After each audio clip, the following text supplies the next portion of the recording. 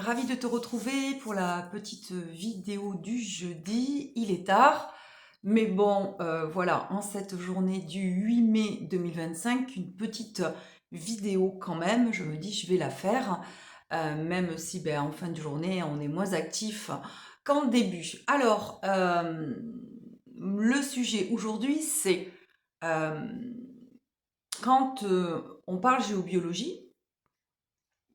On peut dire, et on peut scinder ça en deux parties.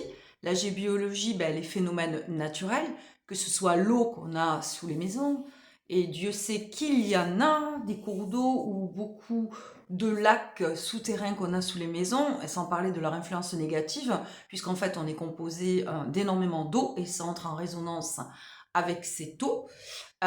Et donc aussi, bien sûr, tout ce qui est maintenant avec la pollution électromagnétique, donc ça intensifie toute cette problématique avec l'eau, alors que j'ai le qui part en arrière, boum, tu vois, ça bouge.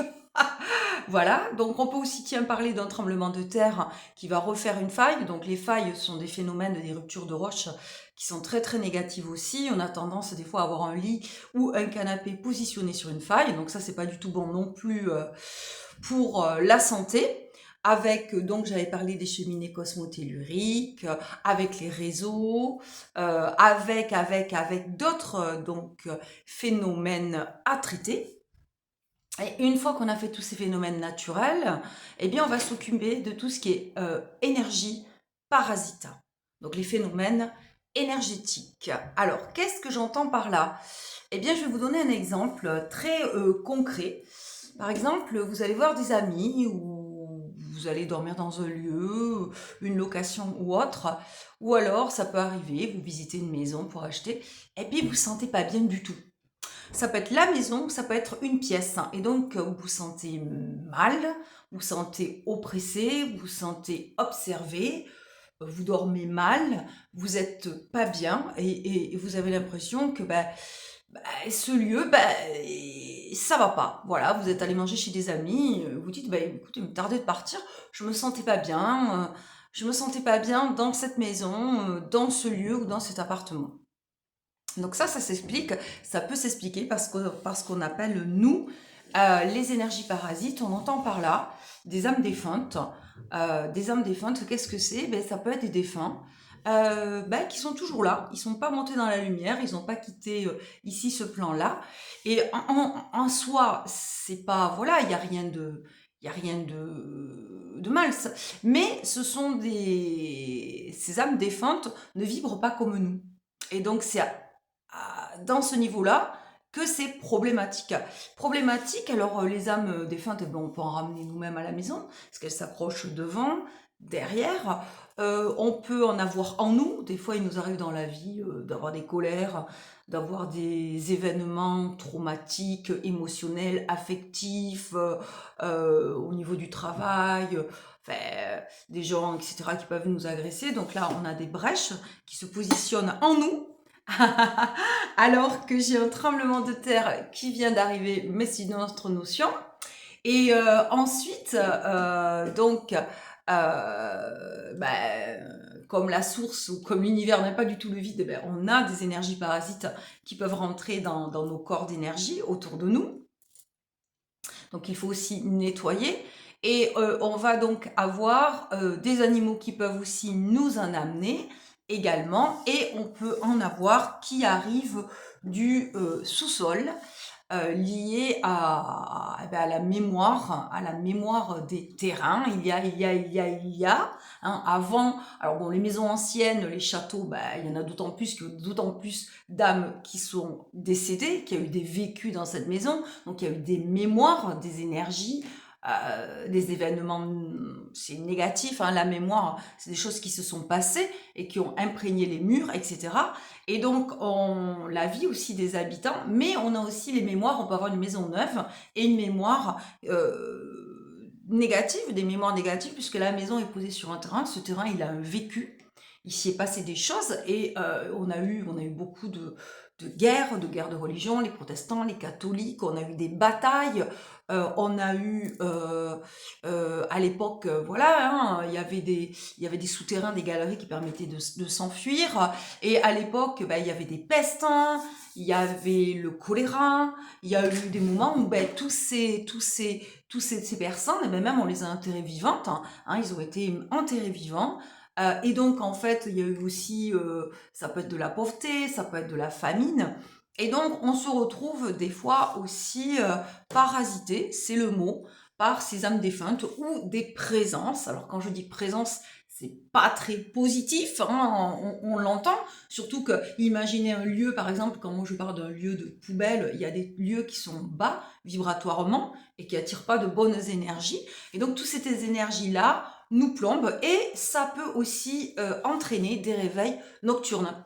Et la personne avec qui je fais la formation, comme elle dit toujours, elle dit, eh bien, par exemple, vous vous cognez, vous vous faites mal, vous cassez. Alors là, je stoppe tout, je fais mon petit protocole, et puis je fais en sorte que cette âme défunte, des fois elle se cache, ou présence ou autre, ben, hop, euh, on les envoie dans la lumière, en fait, où elles devraient être normalement, elles ne sont pas toutes montées pour X raisons, bah, il y en a qui veulent pas, il y en a qui veulent encore continuer à être ici, puis il y en a qui se trouvent chez eux, puis c'est vrai qu'on est à la fois, ils sont à la fois chez nous, on est chez eux, donc voilà. Et tout ça, ce sont des énergies parasites et qui demandent un nettoyage pour retrouver une sérénité, une légèreté, que le taux vibratoire de la maison monte. Et comme dit encore cette personne, il n'y a pas de mauvaise maison, il y a des maisons, des lieux, des logements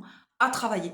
Sachant qu'il y a beaucoup de maisons, il y a beaucoup d'appartements qui sont construits sur des abattoirs. Donc imaginez les abattoirs de lieux de souffrance, on ne peut pas dire que vibratoirement c'est très très élevé. Ce qui provoque encore d'autres phénomènes à traiter et à nettoyer au niveau géobiologique, phénomènes énergétiques aussi. Et ensuite, on a beaucoup aussi d'endroits qui ont été posés sur des cimetières. Voilà. Donc en fait, il y a un petit ménage ou un grand ménage à faire. Ça dépend des lieux. C'est des fois, essayez de voir un petit peu quelle est l'histoire de votre ville, de votre commune, dans les siècles, qu'est-ce qui s'est passé, est-ce qu'il y a eu des invasions, est-ce qu'il y a eu des guerres, des famines, etc. Et c'est vrai qu'avant, ils s'embêtaient pas. Allez, tout le monde, boum, et puis on refermait tout ça, et voilà. Et donc, il y a des nettoyages, des protocoles à effectuer.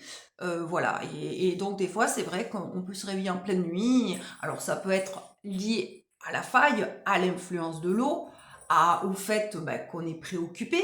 Il y a d'autres choses aussi qui entrent en jeu qu'on a étudiées qui peuvent nous réveiller la nuit. Voilà, naturel aussi, le besoin d'aller aux toilettes, etc.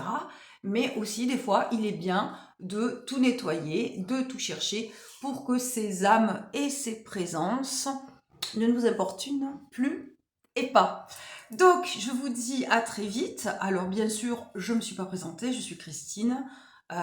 Je suis basée dans le 64. Je travaille, donc quand je vais travailler, je m'installe, donc je vais être disponible très très vite.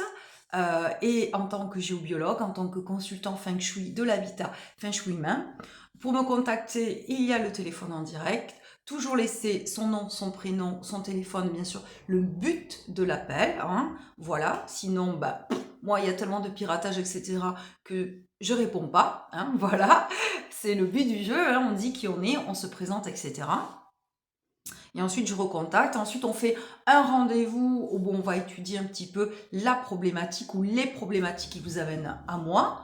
Il y a de multiples problématiques. Si le Feng Shui on travaille sur nous, sur nos blocages, sur plein de choses, sur des mémoires, sur notre lignée, sur le transgénérationnel, sur des conflits qu'on a en famille ou des conflits qu'on a en extérieur.